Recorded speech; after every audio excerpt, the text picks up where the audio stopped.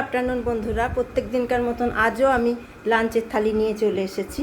এবারে দেখিয়ে দিই তোমাদেরকে কি রান্না করলাম।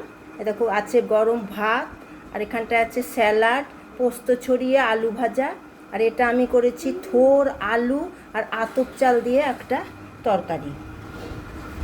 আর হয়েছে দেখো কাতলা মাছের আলু দিয়ে ঝোল, আর মুগের ডাল, আর আছে আম আর আমের চাটনি।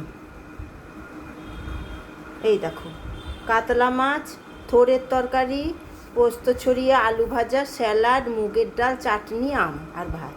এই হয়েছে আজকের আমার লাঞ্চের মেনু। ঠিক আছে বন্ধুরা, দেখো সোনাই বসে গেছে। এবার সোনাইকে খাওয়াতে হবে, সোনাইকে খাওয়াই। ওই দেখো মাথা নাড়াচ্ছে। ঠিক আছে, টাটা, এখানেই শেষ করলাম, আবার পরে দেখা হবে।